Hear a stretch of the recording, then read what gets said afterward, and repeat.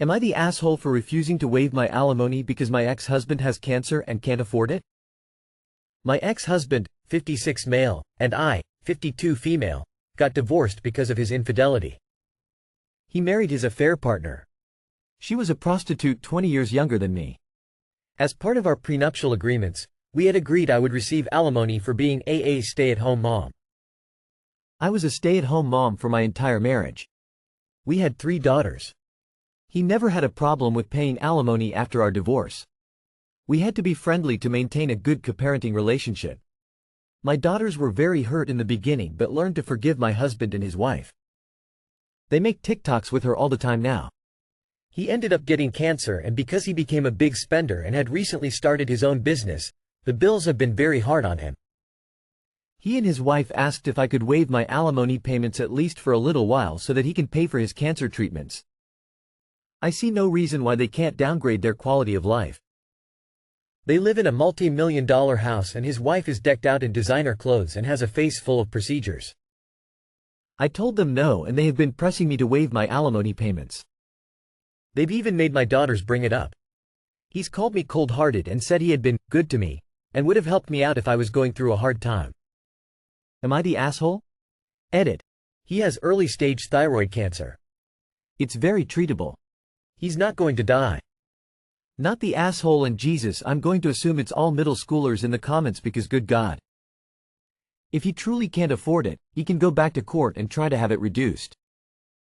She is not lazy. She was a stay-at-home mom who would have an extremely tough time getting back into the workforce at this point because of sacrifices she made for him. He has a multi-million-dollar house. No one needs that. If he can afford it, great. If not, well, he's the one who cheated, knowing there was a clause for alimony in the prenup. Good Lord, Reddit sometimes. Not the asshole. He's called me cold-hearted and said he had been good to me and would have helped me out if I was going through a hard time. He hasn't been good to you.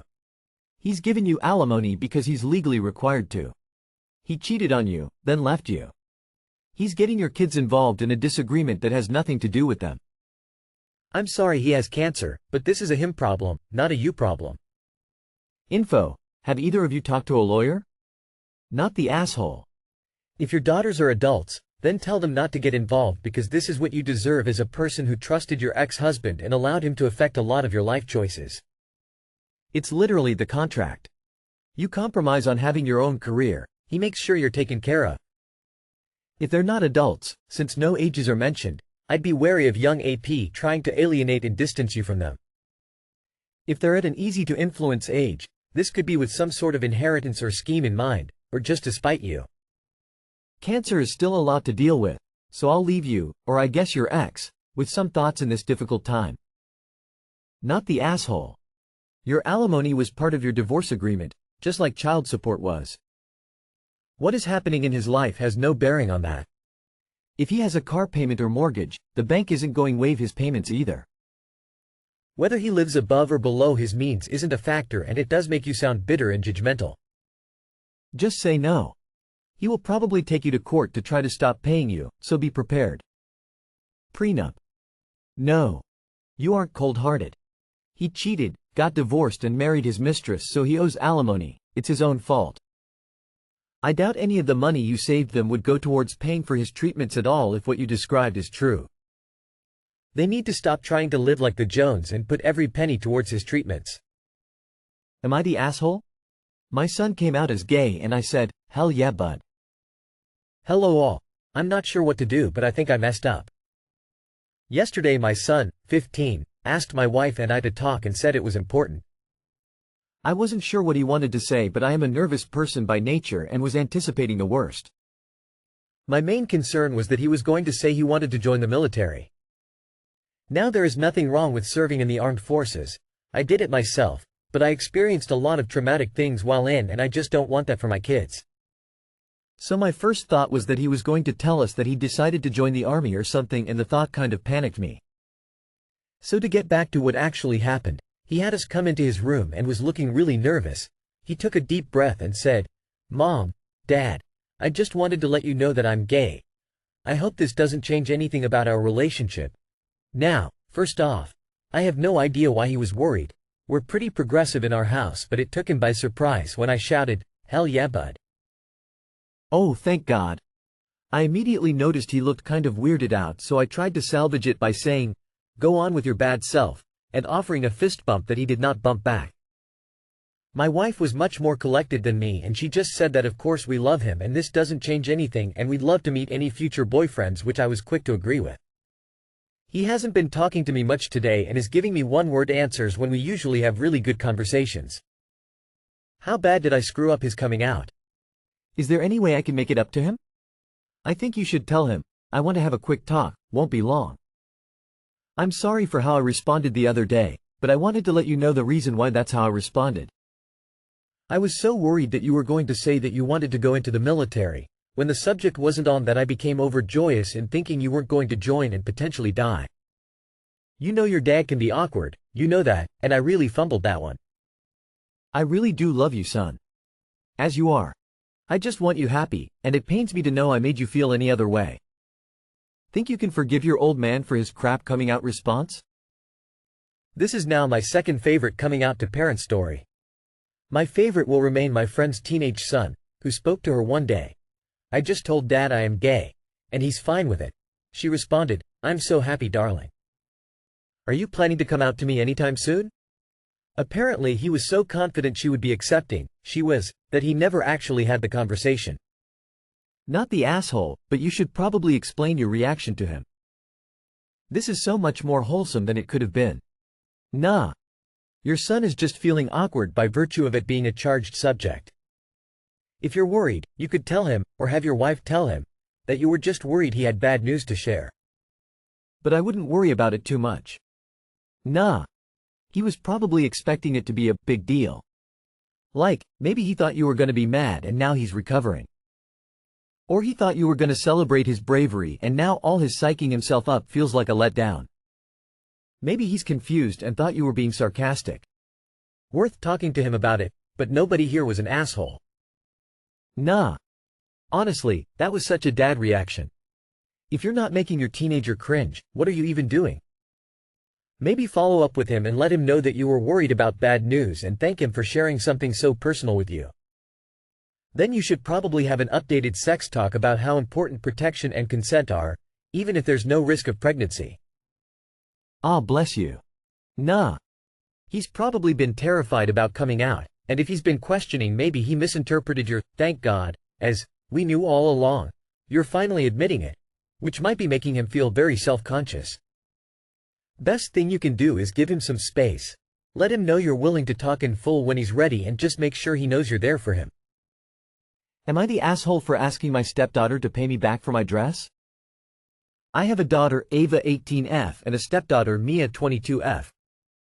Mia's mom has primary custody of her, so I only saw her for a few weekends a year growing up. However, she went to college near me and my husband, so we are a lot closer now. I have a job at a big fashion company, and we get clothing for free, like if it didn't sell or sample pieces and the rest is donated. When I first started, I got a beautiful silk mini dress that I love and have kept it in very good condition. After having my kids, it is more of a tight fit, so I usually pick something more comfortable. It fits Ava perfectly, and she borrows that dress all the time and it looks great on her. Mia asked me to borrow the mini dress for a wedding, and I let her. She came over yesterday for dinner and showed us pictures of her at the wedding, and she looked stunning, but I noticed she had altered the dress. Mia is much shorter than me and Ava, so the dress when she tried it on in front of me was knee-length on her. However, at the time she insisted it was fine. In the pictures it is a mini dress, which is how it sits on me and Ava. Mia admitted that she got home and preferred how it looks on Ava, so it got altered. However, she didn't cut the fabric off, just hemmed it so I should be able to get the dress back, after picking out the stitches. I got upset at Mia, and when she handed me the dress, it would be very hard to get the dress back to its original state. Taking out the stitches could leave holes in the silk and the dress fits more like a long top now. I asked Mia to reimburse me for the dress, and told her I was upset she had stitched and altered it without asking me before. She said she didn't know that she couldn't stitch silk and it was an accident. My husband said Mia made a mistake and asking her to reimburse me for the dress that I got for free, which at its original price is a lot more than she can afford as a college student. He said I shouldn't have let her borrow it if the dress meant so much to me. I accounted for Mia spilling something on the dress or getting it dirty, but I don't think it was fair of her to alter it without asking me, and I can't wear it as a dress anymore. I am quite upset about the dress, so maybe asking her to pay full price is too much, but she is an adult and it wouldn't be fair of me to treat her like a child. I think this is an issue where you need to try to undo the modifications with a tailor first with Mia present. Ask Mia for the name of the person who altered it and go talk to them all together about how to get it back. If they can get it back with no holes, then problem solved. If they can't, then Mia needs to be there to hear that and understand the consequences of her actions. Not the asshole, she is an adult at 22. She borrowed something and through her own actions cannot return it in the same condition it was given to her. Common courtesy and common sense is that she replaces the item. She shouldn't necessarily have to give you the cash. But she should make an effort to resolve the problem as best as possible and get you a replacement at the very least. I'm kind of amazed at the cluelessness that she had it altered without asking you, and then that she was going to give it back still altered. Ask to borrow her car. Then give it back to her without doors and with a broken windshield. Not the asshole. She's 22 and it's common sense to ask before altering borrowed clothes. Info: would you ask your bio daughter to pay you full price if she had it altered without your permission? Not the asshole, but I really think you should not press her to pay for the dress. Sounds like you have built a relationship with her and I would not throw it away for a dress that you got for free. But have a talk with her and say that the dress was one of your favorites and now it is unusable. Also, do not let her borrow anything else unless she truly understands the boundaries associated with borrowing clothes. Full price seems like too much, and if you get into full price, then you should take into account depreciation. I like the idea raised elsewhere. Find a tailor and ask the tailor to estimate the cost of repairs. That's what Mia owes you, emo. As far as this being a mistake or accident, this is what we call negligence, and Mia absolutely should be on the hook for that. Am I the asshole for refusing to help a friend who didn't invite me to their wedding? For about 11 years now, I've, 37M, been pretty close with, let's call him John, 38M. We met at a job in my mid-20s and were pretty regular company up until the pandemic, where our hanging out, including a circle of mutual friends, has taken a decline but isn't extinct.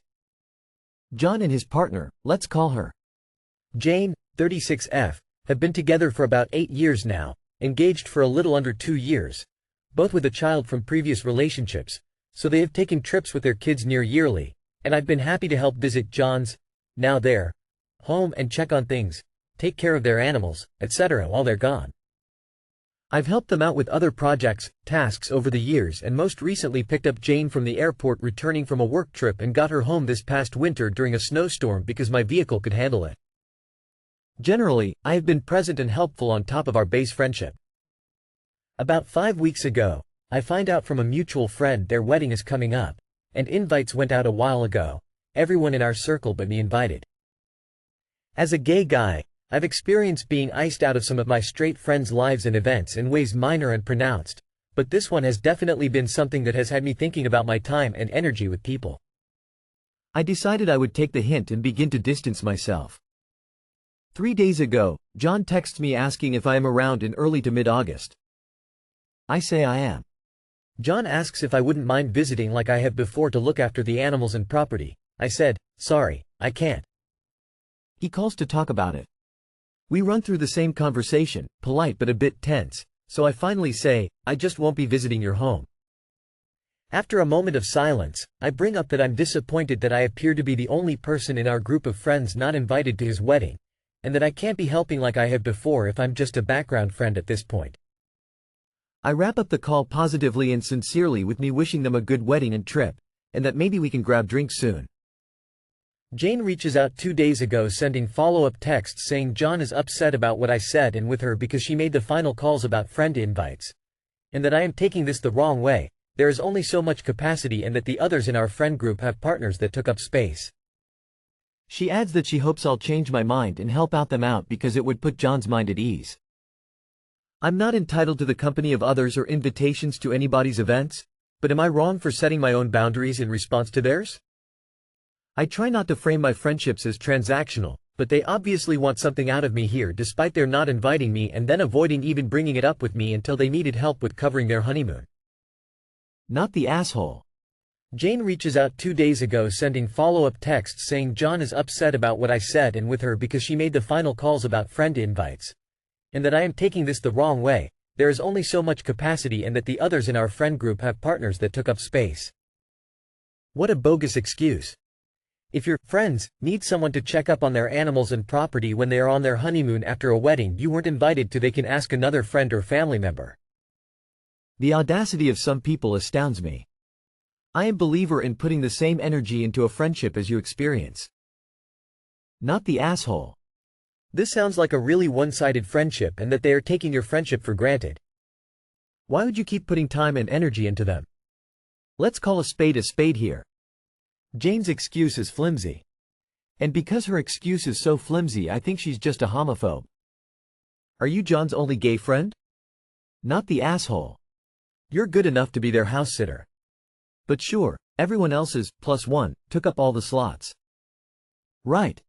And I have a bridge in Brooklyn for sale. We all know what Jane's issue is. And we know John has zero backbone for going along with it. But don't be surprised if an invite suddenly appears. Oh, look, someone dropped out and we really do want you to come. You're only on our D list. Don't forget the gift. And you can still watch the house now, right?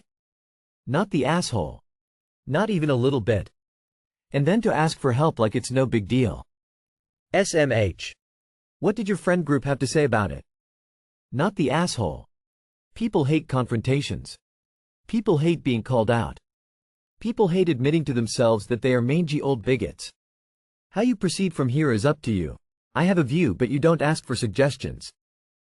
But clearly they don't consider you their friend and you don't owe either of them your kindness.